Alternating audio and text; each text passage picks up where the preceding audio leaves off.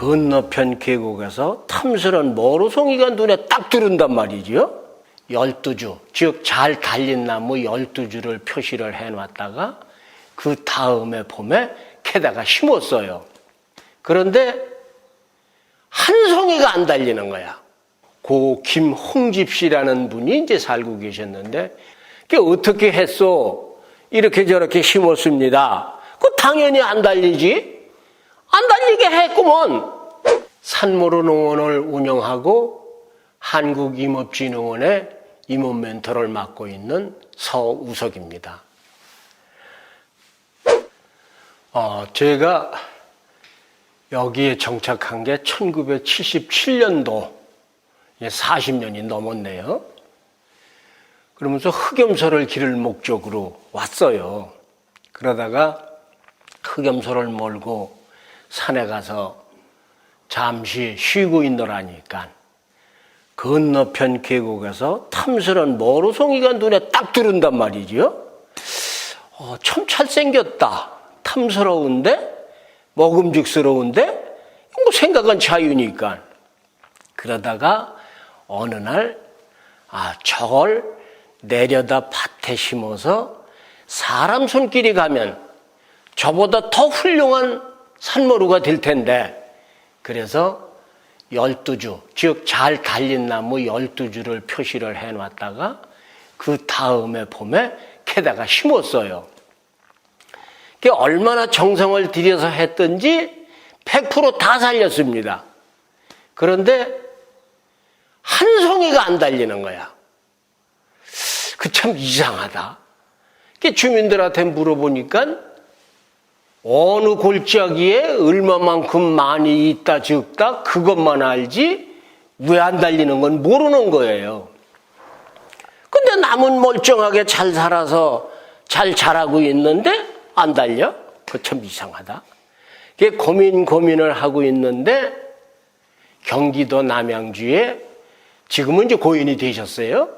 고 김홍집 씨라는 분이 이제 살고 계셨는데 그분이 바로 산모루를 개량을 하신 거예요. 이게 제가 얘기한 시점으로부터 20여 년 전부터, 이게 지금부터 얘기하면 한 60여 년 전 얘기가 되겠죠. 그래서 그분한테 이제 찾아가서 이제 자문을 얻은 겁니다. 그게 어떻게 했소? 이렇게 저렇게 심었습니다. 그 당연히 안 달리지? 안 달리게 했구먼. 이게 이제 금방 무슨 답이 나와야 되는데 긴장이 더 되는 거 아닙니까?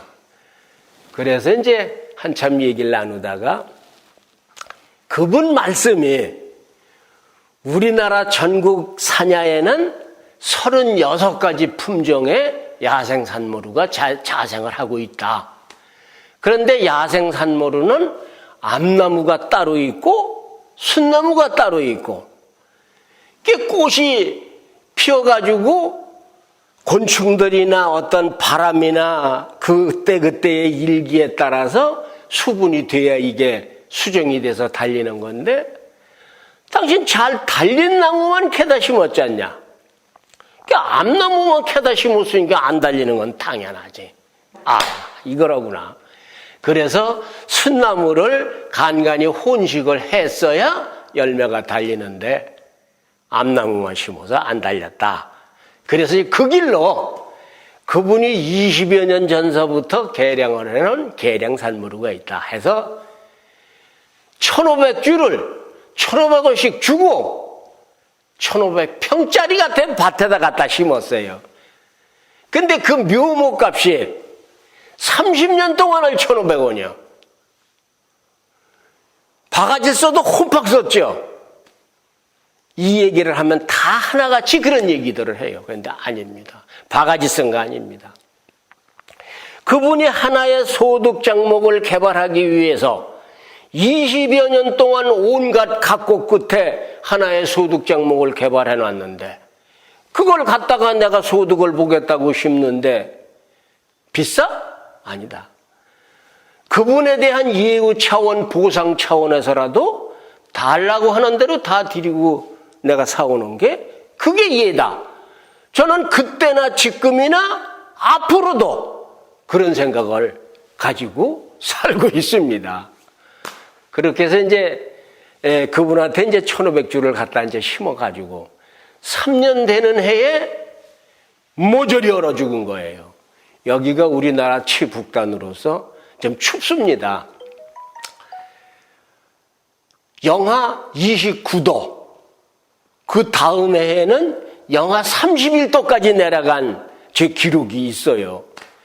그런데 이게 추위에 약한 거냐? 아닙니다.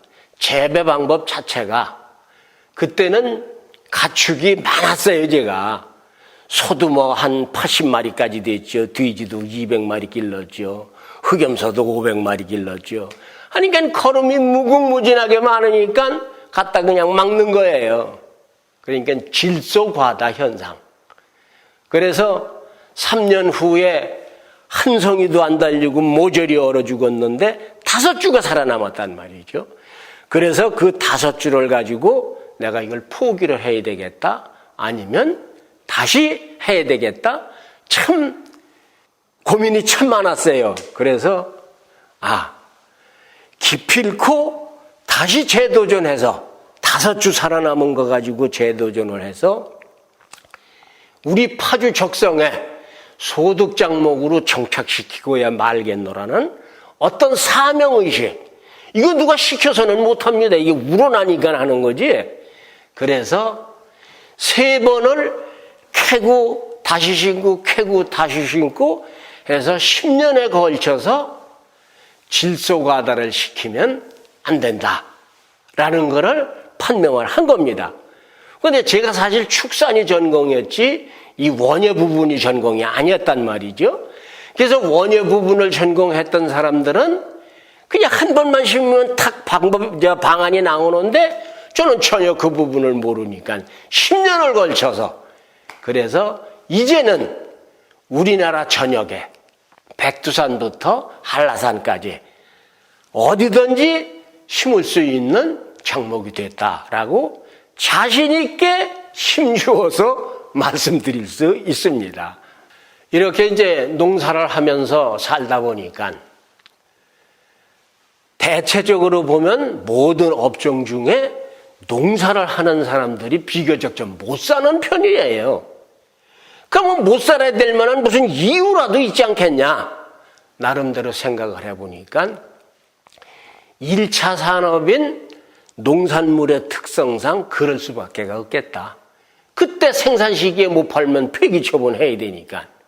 그래서 이걸 가지고 가공을 해서 상품화해서 창고에 쌓아놓고 그때 필요할 때마다 분산 출하를 했을 때 제값을 받을 수 있지 않겠느냐. 그래서 가공을 했어요. 그래서 가공만 하면 팔리는 건 저절로 팔리는 줄 알았어요. 그런데 정작 힘든 건 요때부터입니다. 판매. 상대방한테 내가 만든 상품을 주고 돈을 꺼내내야 되는데 이거 아무나 할 수 있는 게 아니에요. 천부적인 소질이 있어야 됩니다. 그런데 우리 농민들은 나는 자신 있게 양식껏 만들어 놨으니까 먹으려면 먹고 말려면 마셔. 이게 우리 농민들의 이 마케팅 전략이걸랑요. 그래서 그렇게 가지고는 안 되기 때문에 이제 6차 산업화 쪽으로 가야 된다. 이제 6차 산업화는 근자에 나온 용어지만 초창기에는 관광농원 이 얘기가 이제 나왔었어요.